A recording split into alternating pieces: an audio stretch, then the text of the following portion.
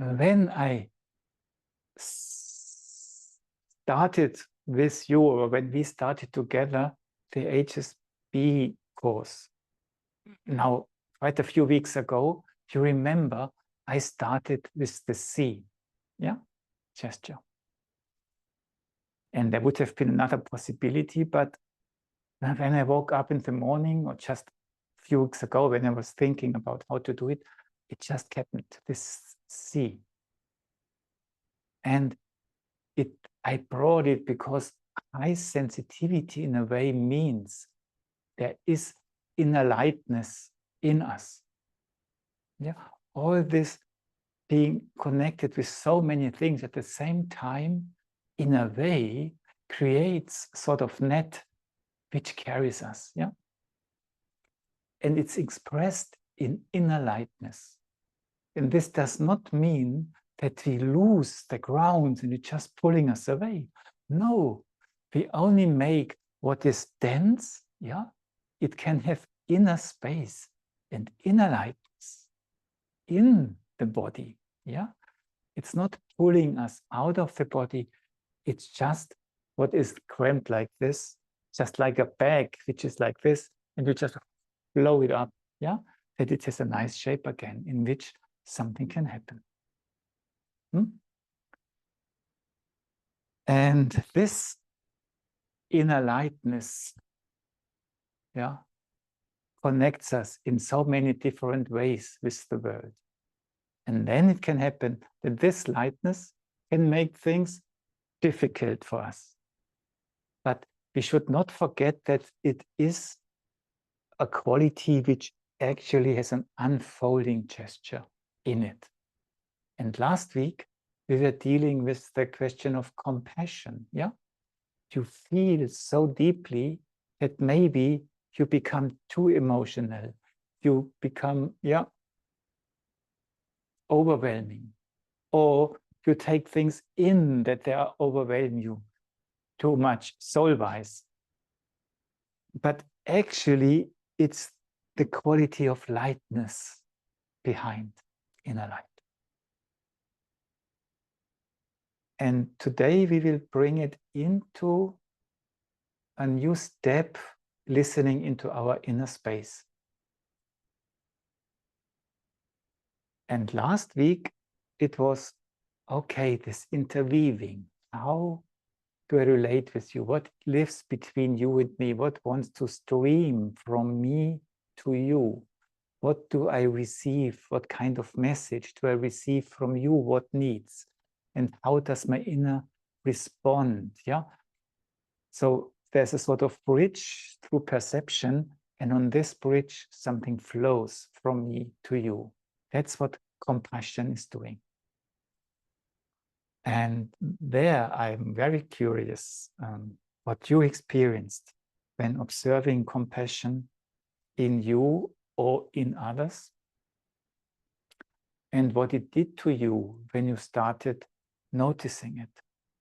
For example, yesterday, I just went into the mountains and needed a day off. And then I was in a cable car, and there was a woman with her children, two girls, one boy. Maybe the older had birthday, maybe she was 8, the other one 5 and 4, something like this. And then the boy always a little bit like this. And the mother, you could just, she was slim, blonde, yeah, very bright person. And she was just connected with the children. And she responded in such a calm, yeah? And she never reacted directly. So she let the children say something, she said something else, and you felt that the children felt embraced by, yeah, the way she communicated with them. And I had the feeling that was also compassion, yeah? It's not always, I feel you need something and I bring it to you. It's a sort of connectedness, but becomes creative, yeah? So that was the invitation, that when you look for compassion, it can be on very tender scales in a way. Now I invite you to share your experiences together, and how maybe Eurythmy supported your path with it and your discovery. What I try now is to introduce the idea of the next step. And I apologize that words and thinking are always not so clear sometimes as I would like to bring them. But maybe you can feel what I want to speak about. And in a way, the course is designed that we in a way go through the different layers of our body, of our soul. And yeah, in module 4, we reached the heart level, and then the last module, somehow what in the Eightfold Path is called the right word sphere, the moon sphere, yeah?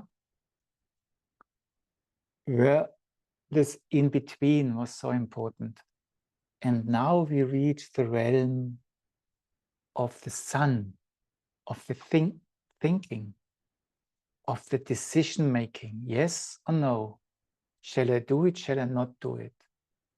And in the ABSR stress courses, when we reach this level, we practice decision making. And then we practice that normally when you make a decision, you just look for what speaks for this, and then, okay, I do it. And the task there is to find at least as many things which speak against it.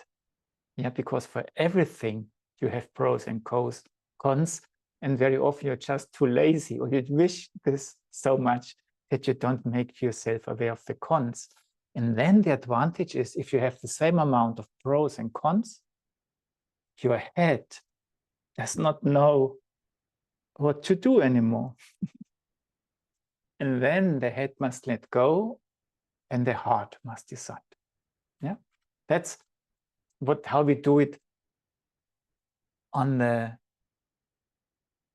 when you work on this daily task, stress questions you are faced with, yeah, in your work life, in your family life, or whatever. And when you are highly sensitive, what do you do when you reach this level? And your quality, your inner light, your inner lightness on this level makes you very helpful for others, because you can advise so well what they could do to solve a problem, because you see all these options. Yeah? If they do not follow your proposals, you can become a little bit,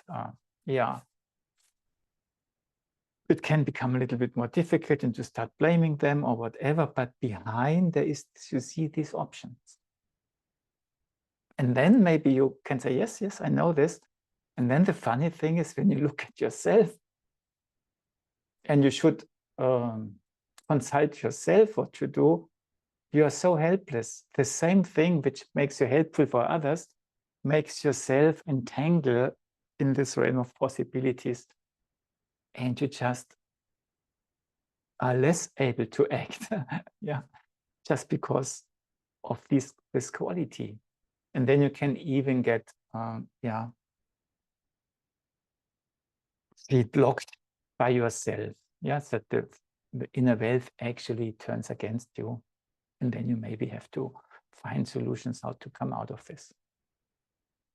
So this is, you can easily advise others, and it's very hard for yourself to find your own way through the many things. What shall I do? That's the theme of the high sensitive person on this level, what we want to look at. And what do we suggest as the practical exercise? And there you might be surprised. We advise you to look out for all kinds of emanations of where you see conscience coming into action. Conscience. And the concept of conscience is not an easy one for us. Huh? Very often we have already been made a bad conscience by others, starting in early childhood, and not obeying to value systems. Yeah, the value system holder always tries to make your bad conscience either mentally or by sanctions. Yeah, and so you just grow up with building value systems in yourself, which somehow are related to conscience. And when you are not acting according to those, it's easy to feel not good or maybe even guilt. All these questions come about when you speak about conscience. And these we want to leave completely aside. That's not what we are interested in. What we are interested in, and there I would now take another phrase, word it differently, your inner voice. You hear your inner voice. That's what we would like to look at. And all these things about conscience, what we have learned through society or life experience, is just there, maybe, that's a theory, that we know that maybe there exists something, that we start becoming aware, we can listen to our inner voice.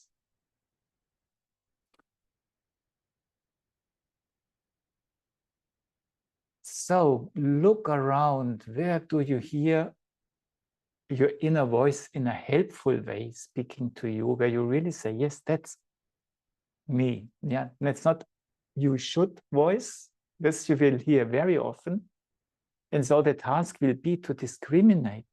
Is it the you should voice or you should not voice for some reasons?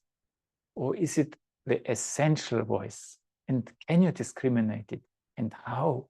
Yeah. And can you discover it in others? When you see others acting, yeah, look with an open heart.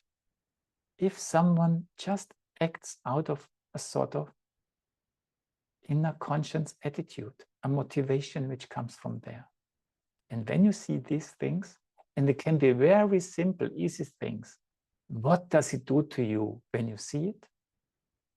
Or what does it do to you? And that's an even more deeper experience, at least for me, when you, a few hours, look back to it. It's not the same experience. And it's not just a memory.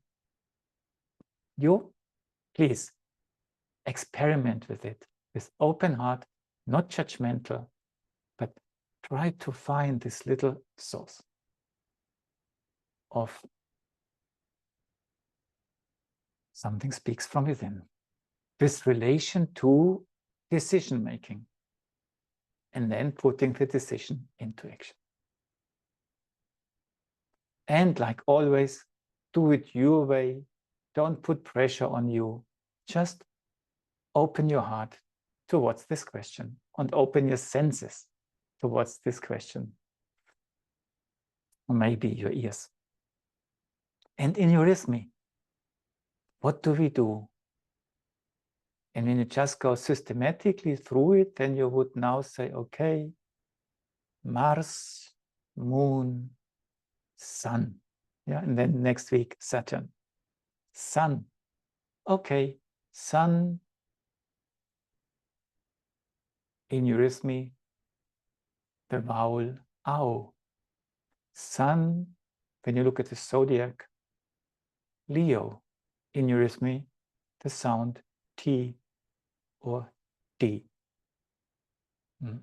Yeah, we can do this. But does it make sense?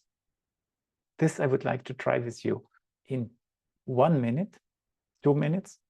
And before, let's just look at this sun symbol, because there we will start with in eurythmy. And very often you draw a point and a circle around it. Yeah. And last week, when we dealt with compassion, I've already mentioned it, the space between the periphery, yeah, and the center, my action, yeah, what weaves between us, what wants to flow to you, from me to you, out of my inner perception. And now it's not the space in between, it's a sort of resonance experience. There is the circle, there is the center, and the one lives in the other. That's what we can experiment with in eurythmy. That's what I would like to show you now. Please if you want to join, do so now. And take a space where you feel well in. Breathe and enjoy your uprightness. And just to touch what I've just mentioned, or just come to your center and feel your center like a strong center, like in a sun symbol, a sort of space which has a centralizing, concentrating quality. Things don't fly away. And then let your hands go and feel your fingertips and use your fingertips to feel, to draw a circle around you. And you can have the imagination, you draw it or you perceive it, yeah? Something in between. Yeah? Through my doing, I can perceive it. Through my perception, it's coming into existence. But it's like a circle, which I feel. And then go back into your center and feel your center, the point, which is not a 0 millimeter point, but it's an energy field. And when you feel into it, it's actually a huge space, but in your center. And then last time we were weaving between periphery, or between center and periphery. Yeah? But now, yeah, we weave back. But now you can imagine I come to my center, and through feeling my center, I feel the circle around me. Oh, this circle interests me. And you feel just drawn towards it. I want to meet you. And then you go there. Oh, so nice to be in contact. And when you have reached the periphery, you suddenly notice your center again. And then, oh, I want to come to my center. It feels so good. And when you arrive at your center, this makes your peripheral circle lighten up again. So, just let go and breathe.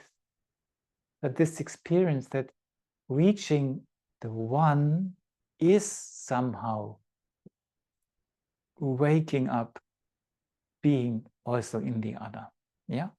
So that periphery and center is not a contradiction.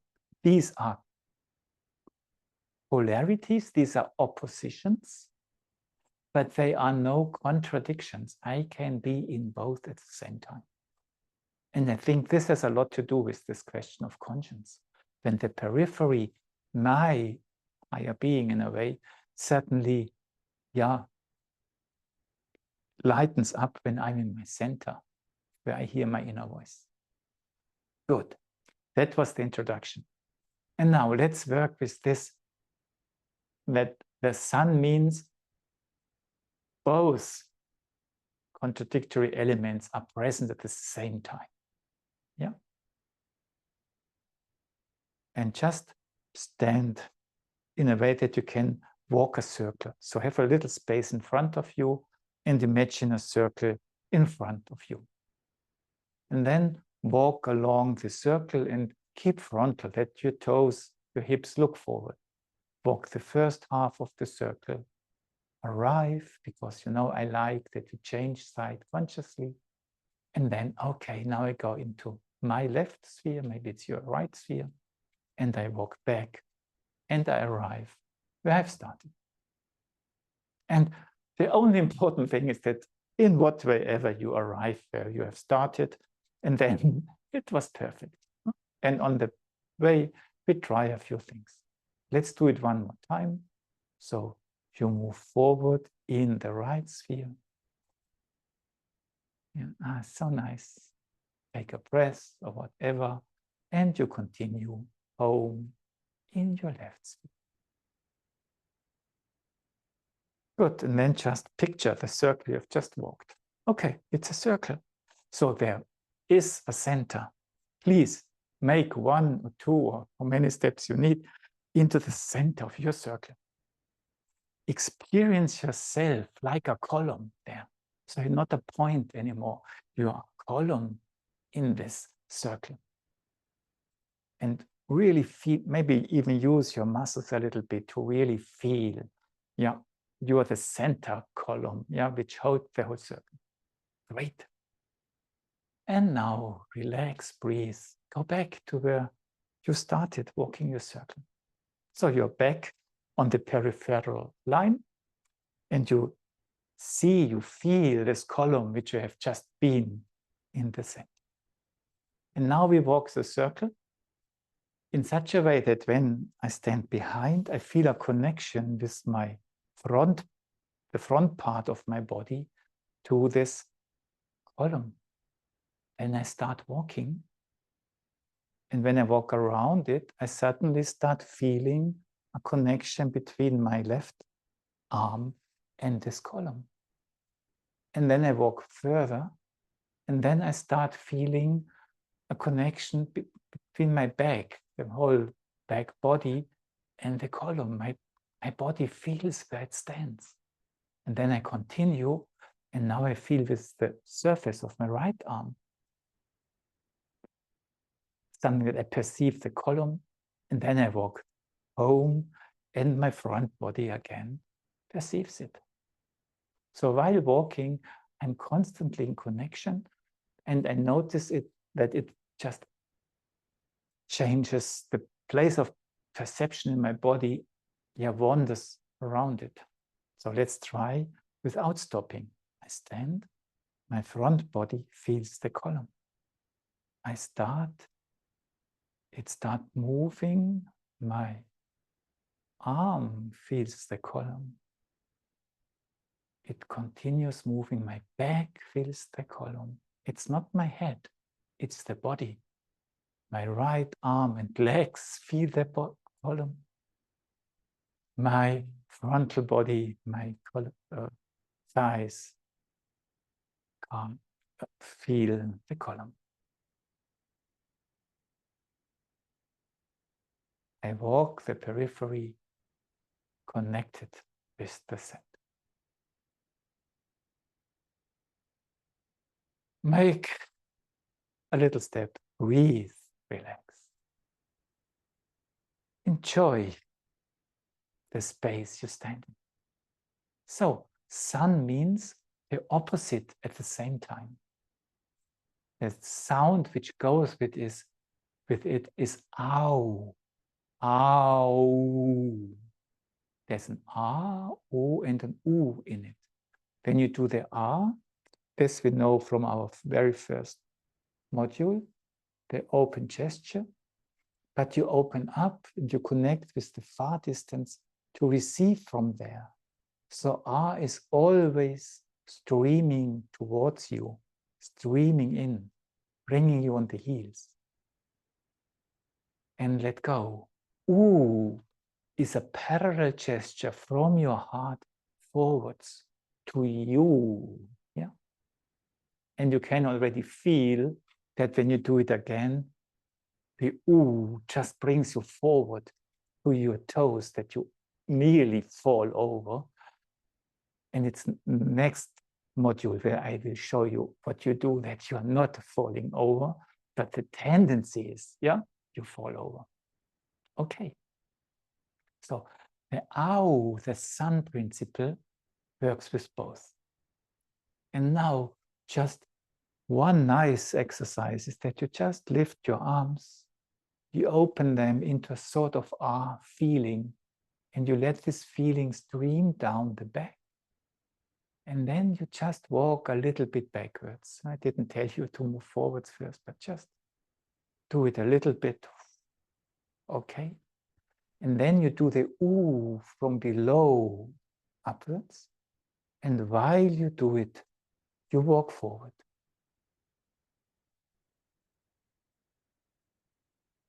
And let go for a moment before we do it 2 times. behind after each other. And now try that the R wants to, or brings the body backwards, invites the body to follow it, yeah, backwards. And that the U invites, maybe it's not the whole body, more the legs to walk forward. It's all about trying. So, yeah, you stand now so that you can walk backwards. There's enough space. You open your hands. You let it sink, and then when does it start pulling me? Yes, it pulls me very gently. I can just go with. And then you let go, you form the U, and you let it rise. And then how do I have to do it? That I feel my legs suddenly light walking forward. So nice. You let go, and this letting go is just an opening. And you stream down. When does it start? That it brings me home. And it tells you when to stop, and you go through your body, and then, yes, the legs want to walk. Even when the U is high, the legs like walking. And then it stops. And it just let go. So we did sort of ow, the ah and the u, and you can experience this going through your body forward. Just, it's a sort of o in between, in the ow. That was time-wise. When we do the ow as a gesture eurythmy, yeah, that's again connecting opposites, streaming in and streaming out. Or R and U, two different sounds. So R you can do in a way that the arms, the R is done upwards. You stretch out, and then the streaming in comes above. And what does the streaming in do? It brings you on the heels. So nice. And then you take one lower arm and bend it, that the lower arms suddenly create a parallel gesture between the two arms, so that the upper arms still create the R, and the lower arms create the U. And then let go. And the question is, what does this do to you? It's a contradiction, R and U at the same time. Does it make me entangled into something, or does it make me, can I profit from it? Let's try it again. So there are. And the first fight, a struggle you have to do is that when you have the R, the streaming in, and you create the U, the streaming, yeah, the U wants to pull the arm there, yeah, U. But you must somehow struggle that the upper arm keeps the arm, despite you have a strong U into one direction, yeah. And when you feel this, it can already become quite a nice feeling. You have the pull there, but the upper arm says, stay here. Yeah? So it's an invisible life. And let go. No? And when you enhance this life, what does it do to your feeling of yourself? Okay, one more thing. So R and U, two different directions, struggling with each other, and then streaming in and out. Wait, how do you do this? Streaming in and streaming out at the same time. R, streaming in. U, streaming out into the corner of this room. How can you do it at the same time? Maybe one arm is streaming out and the other one is streaming in, and you feel it. You can do it both ways, just both is possible. Which arm? But what does it do to you when you have this? One is streaming out, the other one receiving. And then let go, breathe, and enjoy that you have tried it. Yeah, not succeeded, tried, you played with it. But how does your body react? Good. Last vowel how exercise. I will explain later what it is, but first we are about the decision making. Conscience always has to do with, do I do it? Do I not do it? Oh, what have I done? Yeah. Oh, why did I not say this? Yeah. Yeah. So the yes and no exercise of eurythmy fits perfectly. Yes or no. And it's done in such a way that you just stand upright. And for the yes, you use your left leg, because left side is the heart side, and twist your heart. You say yes. And it's just half a circle with your left leg forward. And then you just raise it. And you are in your heart and you're connected with in front. And then you just let go, and this makes your leg just return in a straight line. And now you do with your right side, the harder side, archetypally spoken. So you stand and you do it backwards because it's a no. So the right leg does half a circle backwards and you place it behind. No. And then you let go and come back into your center.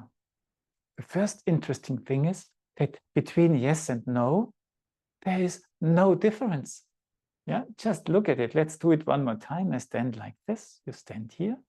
You use your left leg for the yes. Left leg, half a circle forward.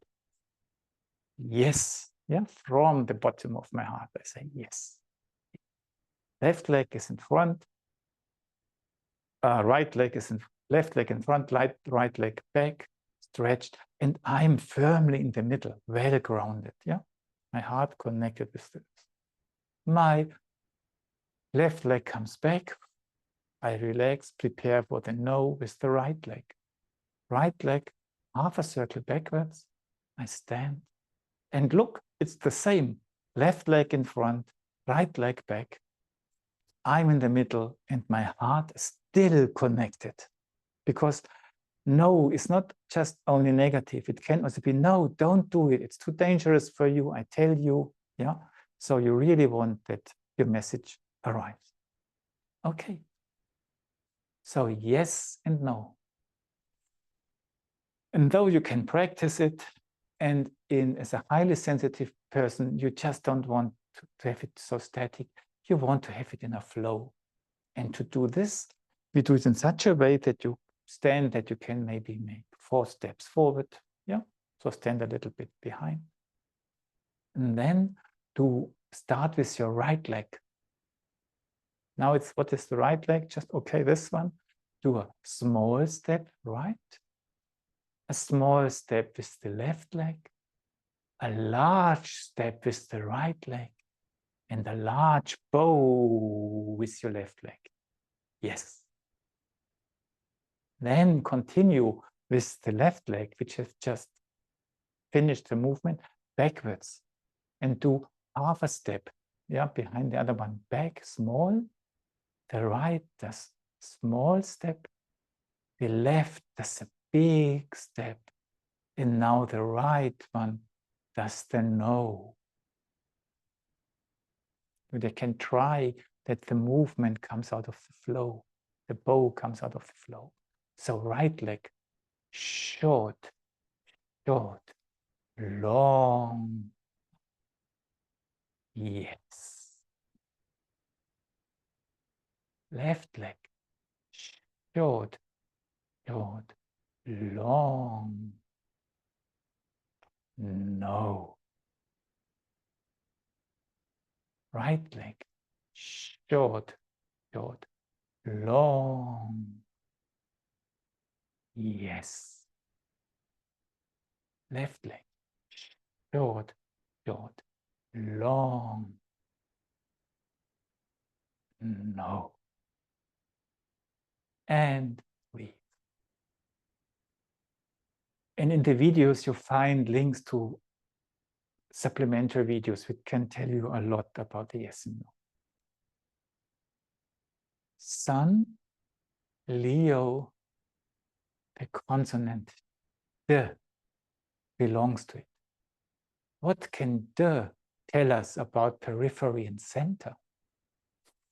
The D in eurythmy means pointing at something. Yeah. So use your 2 fingers or all fingers of your hand to point at something in your room. There. Yeah. Please go there. And afterwards, please go there. There. Yeah. Oh, there's something beautiful. There. Have you seen this? And have you seen that? There. Look there. Okay, and now what is the specific about this pointing? Because just try it. If you only stream into this direction there, and it pulls you, the other person does not really know where to look, in what distance. So actually, there is something, when you do it again, you point at something which makes you stop there. I mean, and when you do it like this, you notice actually you don't only reach out there, at the same time, it touches yourself. Yeah? So try again, you go out, and there is a movement at the same time while you go out, which goes to you, and then duh. So it's a duh which takes place there and here in my center at the same time. And that's, when you feel this, you can use this to practice a sort of stop gesture. Yeah? So you use your hand and you say here to someone, duh, and you touch gently the collarbone of this person, duh, or the, whatever pelvic is in your fantasy, duh, stop. And now you know it's not only out there, actually you touch yourself at the same time. Or when you arrive at yourself, then you arrive there, duh, otherwise you haven't tried. And let's do it a few more times just to get the picture complete. That when you do this, you say stop, and it arrives here, then the other person can feel you, not only the stop. And this makes it possible that it is understood and welcome. Ah, I feel you. Yeah? So this the,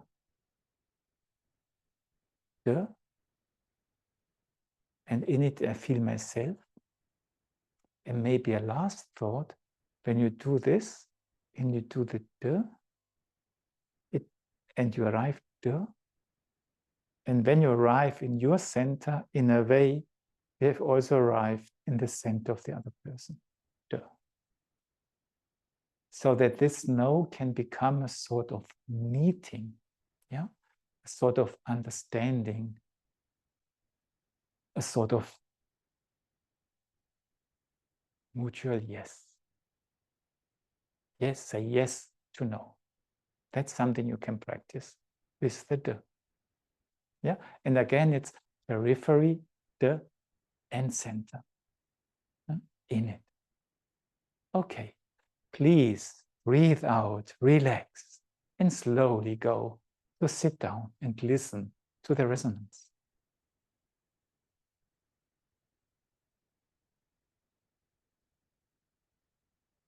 What kind of feeling do you meet in your body now?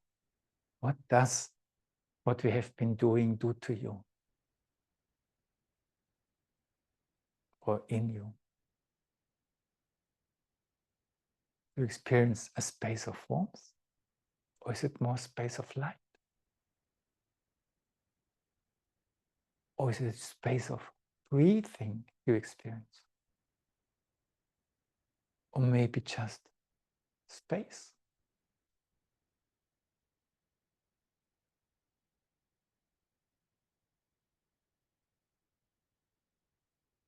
And what does this felt quality mean to you? What does it offer?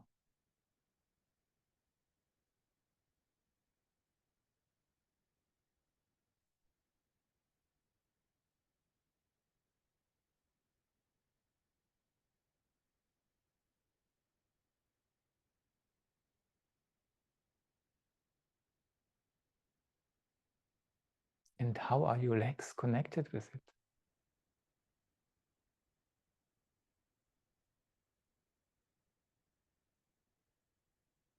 And your soul.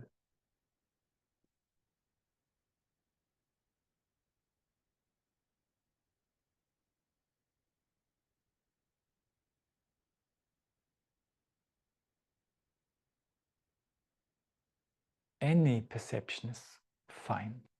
Yeah, any. And it will be different each time. You do these things, and please dare to choose only one of those exercises to keep yourself busy during the week. Or like the videos in the course offer one exercise, a different one every day. Yeah, find your way to do it, and maybe discuss your ways, how you can enhance your experiences during the week.